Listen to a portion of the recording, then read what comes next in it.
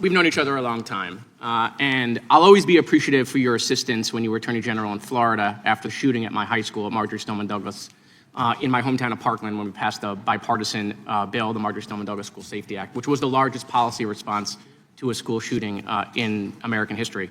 Your department also prosecuted to the fullest extent of the law a constituent of mine and former felon that had plans to kill me when he was picked up by law enforcement after he was target practicing in his backyard with 2 rifles, a scope, a silencer, 3,000 rounds of ammunition, an anti-Semitic manifesto. My name was the only name on their target list, and my kids found out about this from their friends at school. So thank you. However, the most transparent administration in American history. Before Trump, we didn't know the word transparency, apparently. It's been 12 months since you gave Republican influencers part 1 of the Epstein files. You said the list was on your desk. Then a memo came out and said that there was no list. Phase 2 of the binders never happened. The President of the United States says the Epstein thing is a hoax. He blasts his own base for wanting the release of the files. He blamed Barack Obama. Republicans voted against the release of the files in the Rules Committee. Then they refused to even return to the Rules Committee until they could be protected from future votes on the release. Speaker Johnson sends Congress home a day early before break. They sent the Deputy Attorney General to meet with Maxwell. She says something favorable about the president. Miraculously, she gets transferred to a minimum security facility. No one can explain why. Miraculously, the leaks to the Wall Street Journal stopped. We come back from break. We have the Massey discharge petition. Republicans drop a rule, a non-binding resolution trying to kill the Massey discharge petition. The White House says passing the Massey discharge petition is a hostile act. Trying to stop the necessary 218 signatures, according to Republican members that signed it, the White House brought them into the Situation Room, you know, the place where the president goes for time of war, promising things like appropriations or maybe even to primary them. People in the room say you were there. It didn't work. We get the 218 signatures. We eventually passed the Massey petition. You guys didn't release the files. You were forced by Congress, every member of the House except one, and the entire Senate.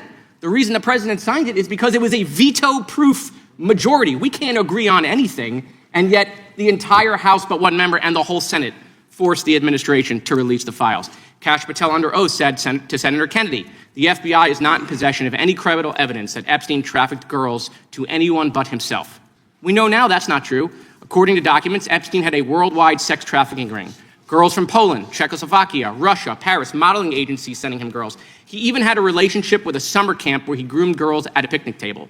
Ghislaine Maxwell says 29 Epstein associates cut secret DOJ deals. Turns out there is a list. 6 names readily available if you unredact them. Co-conspirators named, but we got them when you unredact them. Maxwell recently tells a House Oversight Committee that she wants clemency to release more names. Kash Patel under oath said Trump's name appears less than 100 times in the files. We now know that's not true. Trump's name appears more times in the Epstein files than God's name appears in the book about God. Okay, by the way, this is the Trump Bible. Move over, King James. Trump's name also appears more times in the Epstein file than Harry Potter's name appears in the 7 books about Harry Potter.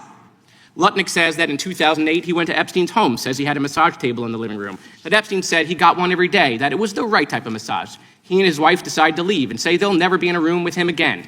Howard then says, I'm sure the Epstein stuff is all on video. He was the greatest blackmailer of all time. Well, how would Howard know that? But now the files are public, and in 2012, we found out that he and his family are on Epstein Island after Epstein pled guilty to state charges. I'm from Florida. I take my family to Disney World, not to Epstein Island. There are documents in the files that dispute the president's claim that he kicked Epstein out of his club. Allegedly, the president said that he asked Epstein to leave. Supported now, that's disputed, though, by statements from the manager of the club. Now, Madam Attorney General, I have like 25 seconds left. So because I'm curious, and I'd like to see, flip to the Jared Moskowitz section of the binder. I'm interested to see what staff provided on the oppo on me, and because we're in the Olympics, I'm gonna give it a grade. I just wanna see how good it is. So give me your best one. So first of all, nothing is funny about mocking the Bible and holding up a Trump Bible. That's what you did. You made a joke, and I find offense to that. That's all I have to say. I want it from the burn book. Shame. I want it from the burn book. Which is the best one? What you got? The hearing with Jared Moskowitz confronting former Attorney General Pam Bondi brings into sharp relief the ways political influence can be misused within law enforcement and government institutions. At the center of this session was the handling of the Epstein files, documents that exposed one of the most notorious global sex trafficking operations in modern history. what became clear is that political considerations appeared to shape decisions about what information was released, when it was released, and who had access to it.